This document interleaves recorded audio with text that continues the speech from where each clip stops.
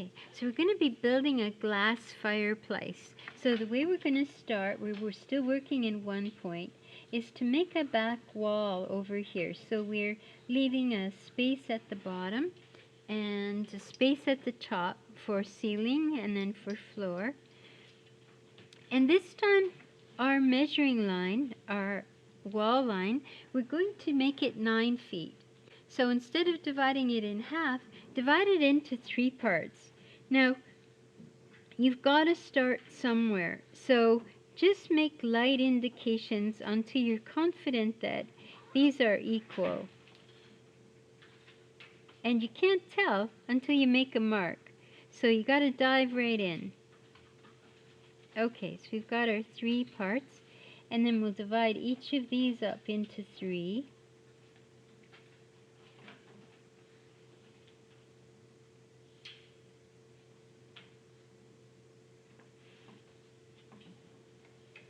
And this one into 3.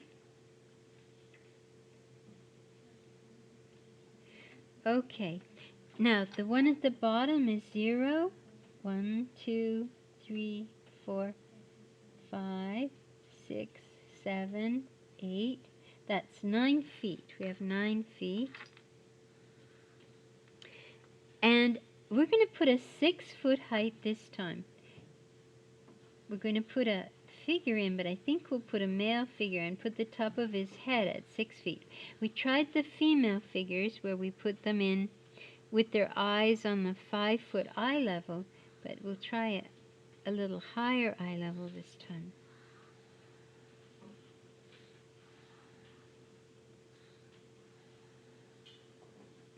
And you can do phantom lines until you get the line you want. We need a vanishing point, just one vanishing point. So let's put it over here, over on the left-hand side. And we need to make a wall. Now this wall is receding from us. So what we're expecting is that the back wall is going to appear smaller than the part of the wall that's closer to us.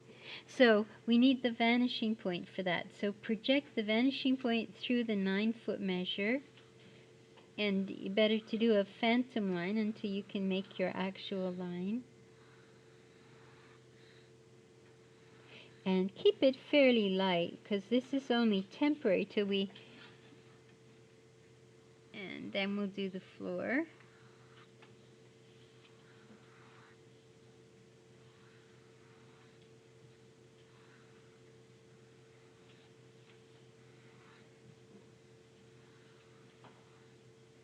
And then we'll go inside like this.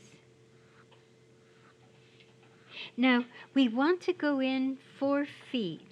So you need a scrap of paper. Go back up the wall and get 4 increments. 4 feet. And we're piercing the picture plane. We're going inside that wall. 4 by 4 feet. We're going in 4 feet. I'm extending this wall. And I've measured off 4 feet. And I'm going to go up.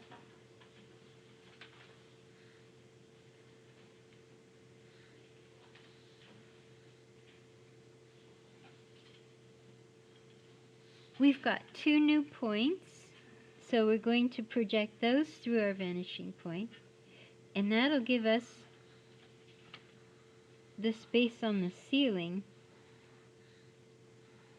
So we've got 2 lines here that are working parallel. And they're both on the ceiling. One is near and one is far. And we're doing near to far on the floor.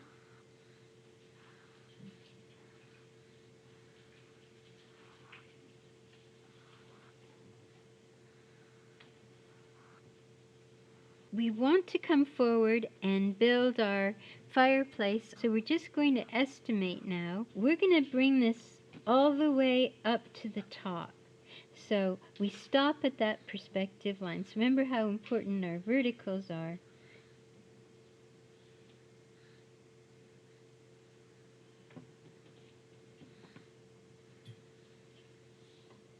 And remember, you're developing your sense of handedness, whether it's easier for you to pull toward you or to push away. And you can also turn your paper. Now, in an ideal world, these would line straight across up. If they don't, just kind of tickle them in place so they make sense. And don't go too dark. Don't take too many strikes at it. And then pull the other part up.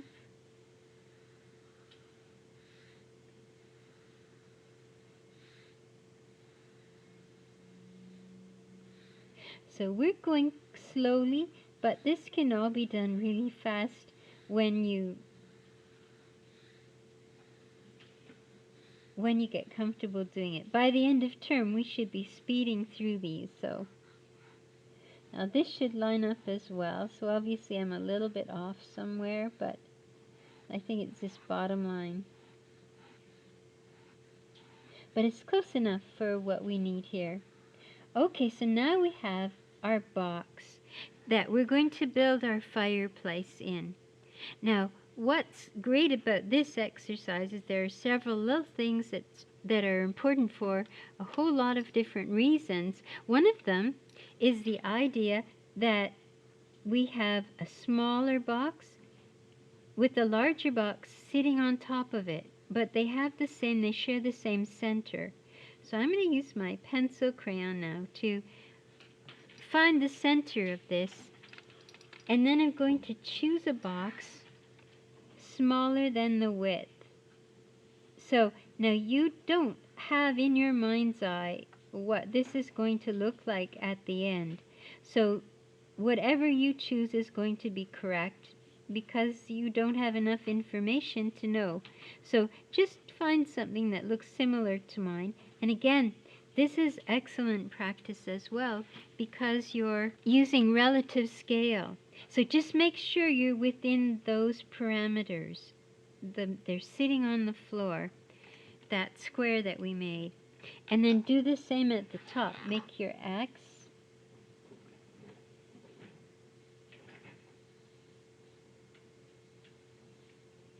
These pencils should be very sharp for this, and mine are not. So it's a little inaccurate. So hopefully yours are sharper.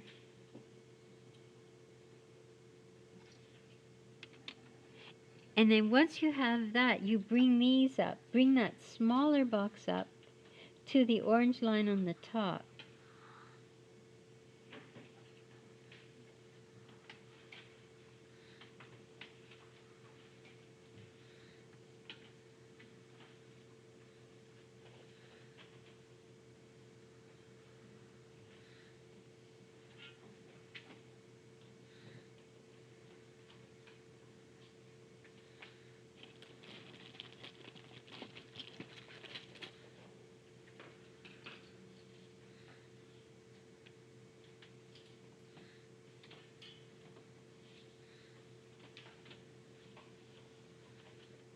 And bring it along.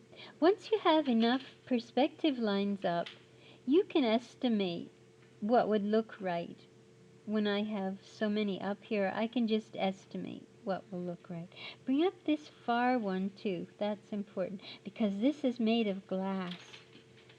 So we want to be able to see to the other side. So now we're in a typical perspective situation. We've got too many lines, but that's something that over time you'll begin to be comfortable with. You'll begin to figure it out. Okay, so we want to keep this width throughout the whole length of the piece, but at times we'll need smaller boxes and bigger boxes. But this will be the standard one that we use.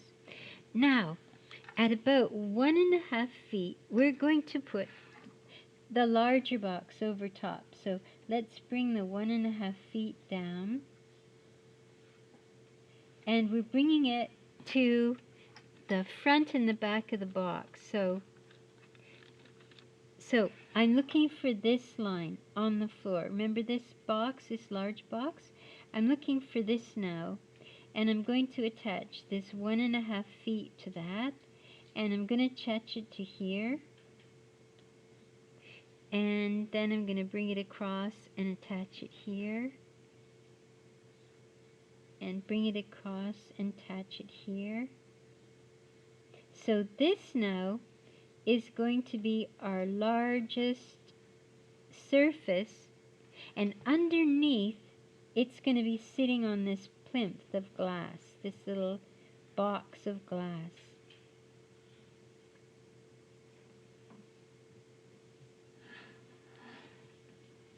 Okay, so we've got a larger box, and then we've got the smaller box of glass sitting underneath. And then you see, we can see it. We'll be able to see it on the top. So we have to make another X.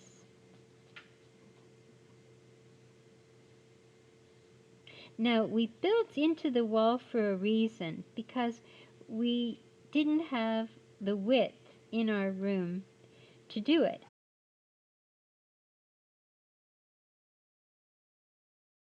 So we're building into the wall to get it. But see where this blue line comes up and touches my red line, I'm getting a smaller box here. And that's why we drew that one all the way through, so that we would see it up on top.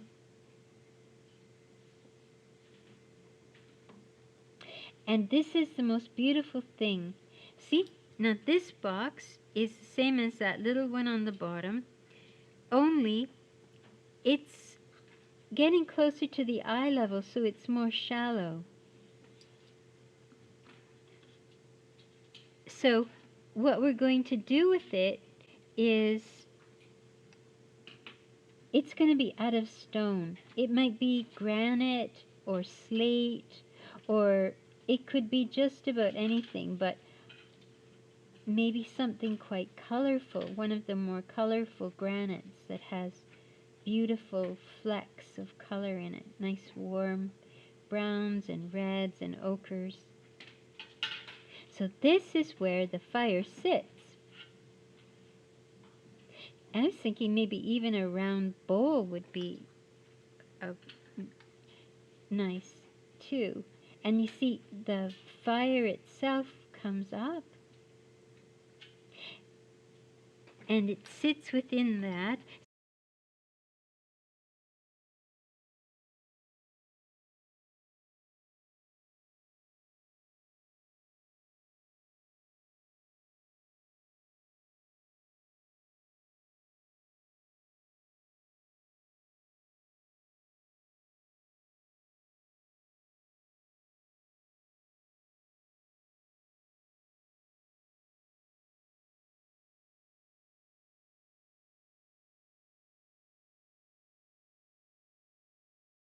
Make sense of what we're doing.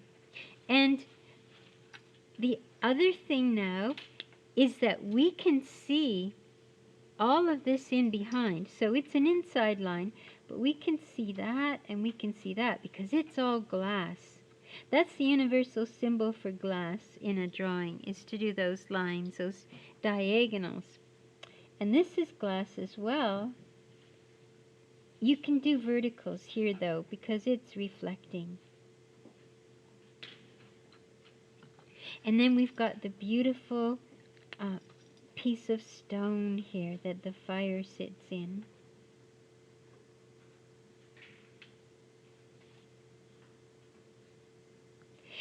And then there's one last thing to do. We're going to put our hood up. If you make this box a little bit smaller, go in and make a smaller box with the X. It's going to join up with the largest part. So we just have to choose. Let's bring it at 3 feet. Remember what we're doing. We're looking for this point because that's at the front of our largest box. This is on our largest box.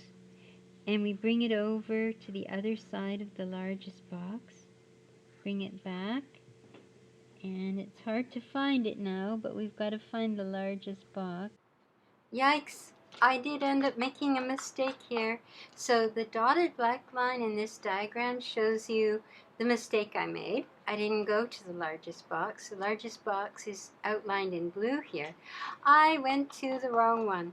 So here you can see the red line is the correction. This is how it should look.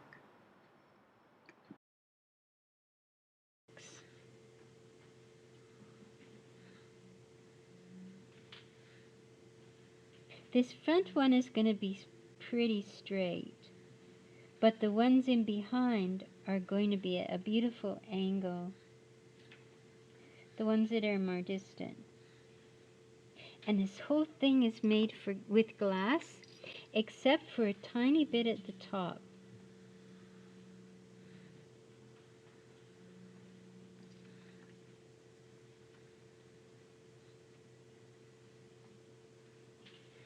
And the tiny bit at the top, it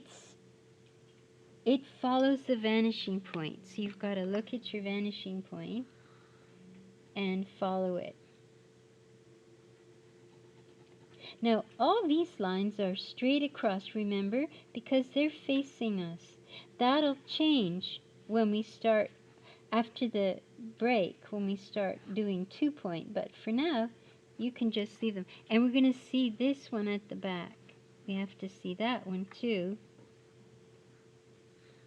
And that goes to this one. And that's straight as well,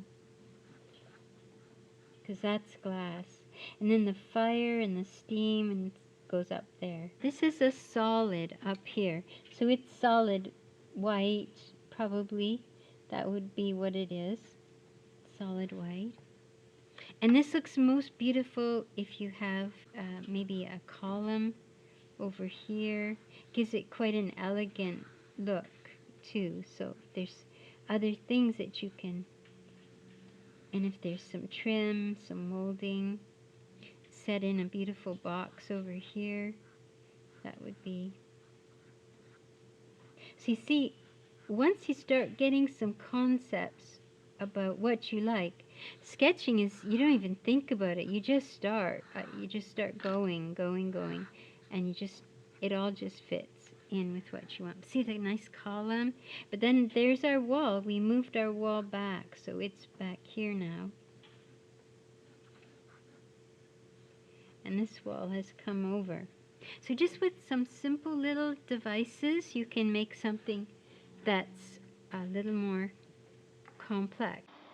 Here again is the corrected version, and you can see that with the hood, the line, the angled line furthest to the right, has been extended out to the larger box now. I've also put the column in so that you could see that it's getting a little more elegant. And the male figure. This time, being a male, I put his head, the top of his head, on the 6-foot eye line. And where his feet fell didn't really matter. He's doing his job. He's showing us, relatively to the size of the fireplace, just how big it is. His height relative to the height, width, and size of it, how big it is. If we were to put a female in the drawing, we'd have to size her, like the pieces of furniture, to be about 5 foot 6 inches. The sketch figure reference can be found in Slate content.